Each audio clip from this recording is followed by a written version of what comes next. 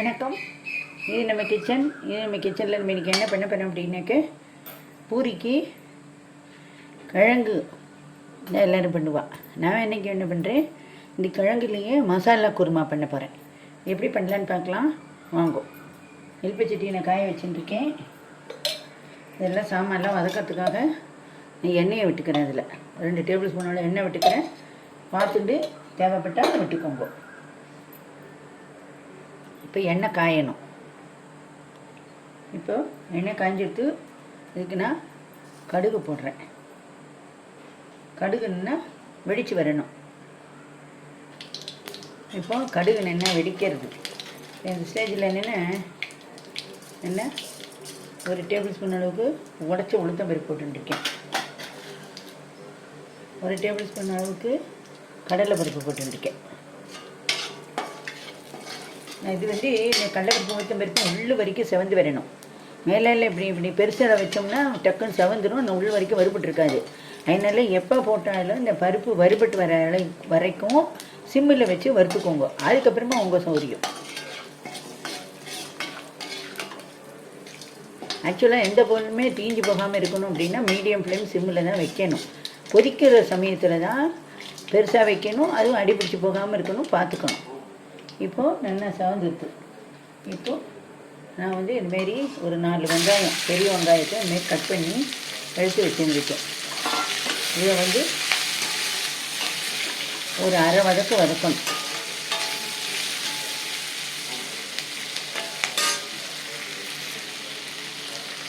இந்த வெங்காயம் வதங்கிறதுக்கு இந்த உப்பு போட்டுக்கிறோம். நம்ம அந்த வெங்காயத்துக்கு மட்டும்தான் உப்பு போட்டுருக்கேன். குருமாக்குன்னு உப்பு போடலை. இது நல்லா வதங்கி வரணும். நல்லா கண்ணாடி பழம் வர வரைக்கும் வதக்கணும்.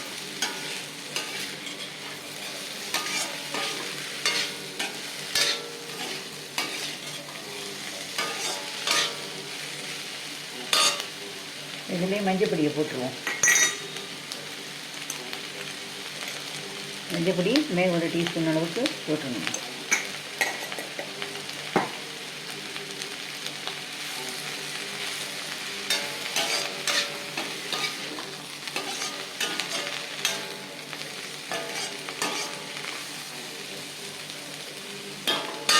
என்னென்னா முன்னாடி கொஞ்சம் அளவுக்கு வந்துருச்சு.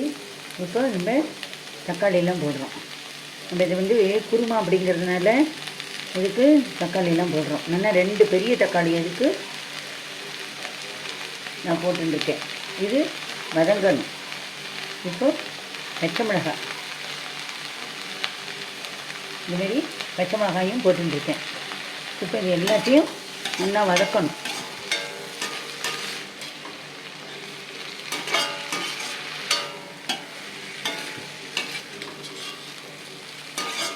இது நல்லா வதங்கட்டும். அதுக்குள்ளே ஒரு பேஸ்ட் ஒன்று இதுக்கு அரைக்கணும். அதை அரைச்சி விடலாம். இப்போ ஒரு பேஸ்ட் அரைக்கிறதுக்கு பொட்டுக்கடலை, இஞ்சி தானமாக போட்டுக்கோங்க. பச்சை மிளகாய் போட்டுக்கோங்க. பச்சை மிளகாய் வதக்கிறதுக்கும் போட்டிருக்கோம், தக்காளி வதக்கிறதுக்கும் போட்டிருக்கோம், இதுக்கும் போட்டுக்கோங்க. இது நிறைய டிஃப்ரெண்ட் ஆஃப் டைப் மெத்தடில் பண்ணலாம். இது ஒன் ஆஃப் த மெத்தட். என்ன பண்ணுறேன், நான் ஜீரகம் போட்டுக்கிறேன்.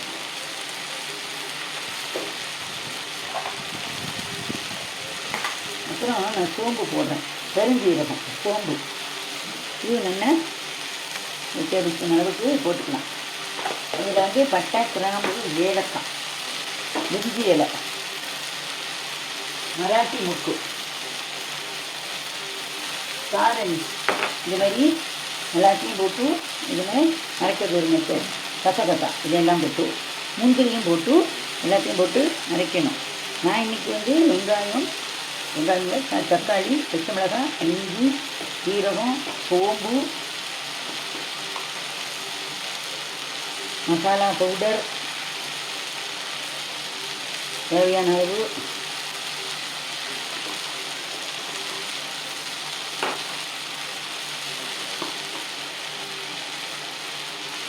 தனியா பவுடர், தனியாவும் அரைச்சிக்கலாம், தனியா பவுடரும் போடலாம். எல்லாம் போட்டு மசாலா வாசனையோடு நல்லா இருக்கும்.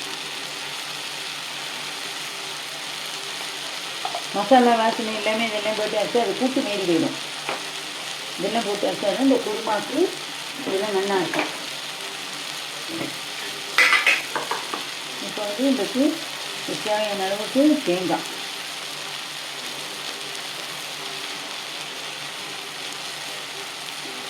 இந்த அளவுக்கு தேங்காய் போட்டுக்கலாம். நல்லா ஒரு மூடி அளவுக்கு தேங்காய் போட்டுக்கணும். இதுக்கு நல்லா தேவைப்படுற அளவுக்கு ஜலம் வச்சுக்கணும்.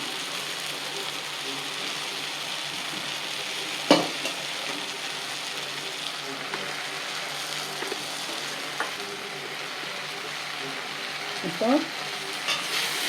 இதெல்லாம் நல்லா திருப்பி விட்டுக்கணும்.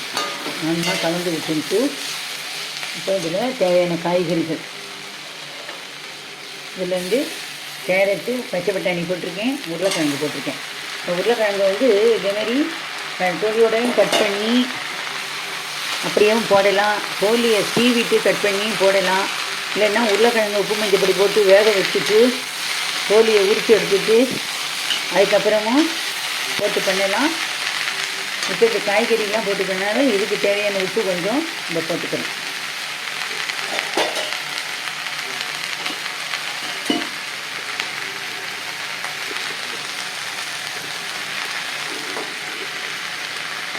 இப்போ அது வளரணும். இதில் நல்லா ஜலத்தை கொட்டி இன்னும் இது பண்ணணும். தேவையான இந்த இடத்துல வந்து முன்ன வந்து தனி மிளகாத்தூள் போட்டு வதக்கிக்கலாம். தனி மிளகாத்தூள் போடலாம், இல்லை தனி மிளகாத்தூள் இந்த பேஸ்ட்டு அரைக்கிற பேஸ்ட்டோடையும் போட்டு நம்ம அரைச்சி விடலாம். எனக்கு இப்போ வந்து அதேமாரி இந்த தாளிக்கும் போது கடுகு தாளிக்காமல் ஜீரகம் தாளிச்சுட்டு அதுலேயே வந்து இப்போ இதை நம்ம அரைச்சி விடுறோம் இல்லையா, விடாமல் பட்டை, கிராம்பு, ஏலக்காய், பிரிஞ்சி இலை, இந்தமாரி மசாலா சாமான்களாம், ஸ்டார் அனீஸ் எல்லாத்தையும் போட்டு நல்லா பொரிய விடணும். எல்லாம் பொரிஞ்சதுக்கு அப்புறமா வெங்காயம் தக்காளியெல்லாம் போட்டு பண்ணுறது அது ஒரு மெத்தட் இருக்குது. இப்போ நம்ம இதை அரைச்சின்னு வந்துடுவோம். நூல்கோல் போடலாம், சவுச்சவு போடலாம், இதுமாரி காலிஃப்ளவர் போடலாம், அதுக்கப்புறம் ப்ராக்கோலி போடலாம், முட்டைக்கோசு போடலாம். இதுமாரி எந்த வெஜிடபிள்ஸ் வேணாலும் போட்டு இந்த குருமா பண்ணலாம். நான் இப்போ இதை வந்து ஒரு குக்கருக்கு மாற்ற போகிறேன்.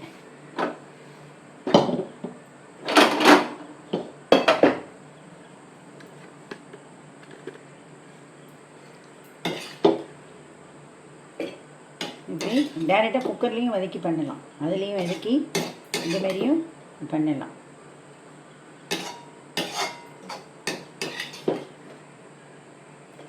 இதுலேயே வந்து கடலை மாவு கரைச்சி விடலாம், இல்லைன்னா பொட்டுக்கடலை மாவு வேணாலும் கரைச்சி விடலாம்,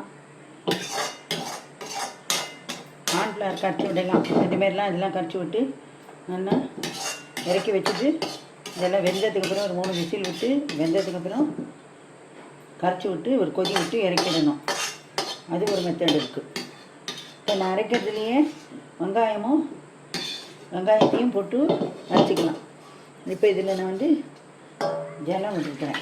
இதில் வந்து இதில் இருக்கிறதெல்லாம் விட்டா திரண்டு வர அளவுக்கு நான் ஜலத்தை விட்டு விடுறேன்.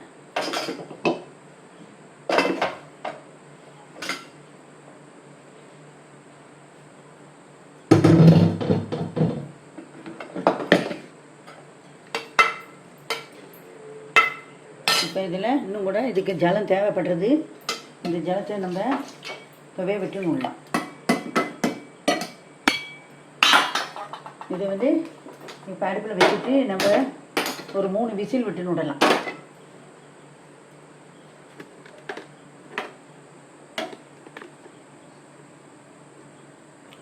நான் இப்போ இது கூடயே ஒரு 5-6 பாதாமை இதோட வச்சு அரைக்க போகிறேன். நைஸ் பேஸ்ட்டாக அரைச்சி விடுவேன்.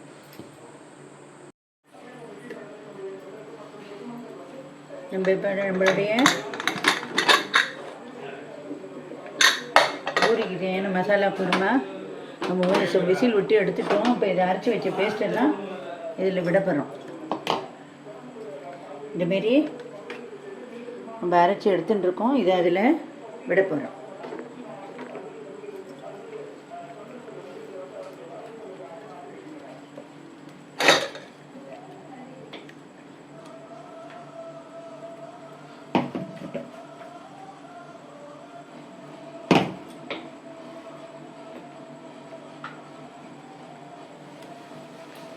எல்லாம் நல்லா கொதிக்க விடணும். கருவேப்பிலை நம்ம போடலை, கருவேப்பிலை இந்த ஸ்டேஜில் கருவேப்பிலை போட்டுக்கலாம்.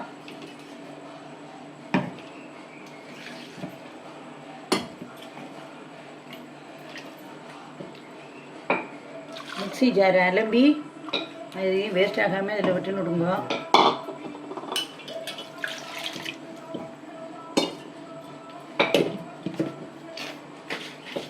இப்போ நல்லா மிக்ஸி ஜாரை அலம்பிட்டு அதையும் தூக்கி அதில் விட்டுன்னு விடணும். கருவேப்பிலை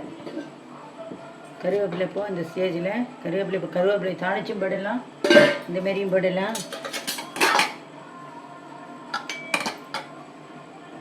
அடுப்பை பற்ற வச்சுட்டு நல்லா பச்சை வாசனை போக கொதிக்க விடணும். அது கொதித்து வரும்போது நல்லா தானாக கெட்டி ஆகிடும். நல்லா கொதிக்கட்டும், கொதித்து வரட்டும், பார்க்கலாம். இப்போ நம்மளுடைய பூரிக்கான கிழங்கு மசாலா குருமா ரெடி ஆகிடுத்து. இப்போ இதில் நான் கொத்தமல்லியை போட்டிருக்கேன். நல்லா அலம்பிட்டு இதுமாதிரி போட்டோன்னா நான் அடுப்பை ஆஃப் பண்ணிட்டேன். அப்புறம் பால் விடணும். தயிர் இருந்தால், புளிக்காத தயிர் இருந்தால் விடலாம். சில பேருக்கு அது பிடிக்காது, அந்த புளிச்சுப்பு வாசனை வரும்பா. சில பேர் சாப்பிடுவா. ஒன்றும் இல்லைன்னா இறக்கி வச்சு எலுமிச்சம்பழம் புழிஞ்சிக்கலாம். இது நான் அவ்வளோதான். இது முடிஞ்சு போய்டுத்து. நான் அடுப்பை ஆஃப் பண்ணிட்டேன். நீங்கள் இதில் நான் பூண்டு போடலை, நோ கார்லிக். பூண்டு எல்லாம் பண்ணியிருக்கேன். உங்கள் விருப்பம். பூண்டு போடுறதுன்னா அரைக்கும்போது பூண்டையும் சேர்த்து அரைச்சிக்கோங்க. இல்லை இதெல்லாம் தனியாக வதக்கிட்டு நான் சொன்ன சாமான்கள்லாம் அரைச்சேன் இல்லையா, அந்த சாமான்களை பச்சை அரைச்ச சாமான்களெல்லாம் நல்லா வதக்கி ஆற வச்சு அதுக்கப்புறமா அரைச்சி விடுங்க. 2-3 மெத்தடு நான் சொல்லியிருக்கேன். நன்றி, வணக்கம். நீங்களும் இதுமாரி செஞ்சு பாருங்க. நான் செய்கிற சமையல் உங்களுக்கு பிடிச்சிருந்ததுன்னா லைக் பண்ணுங்க, ஷேர் பண்ணுங்க, கமெண்ட் பண்ணுங்க. நன்றி, வணக்கம்.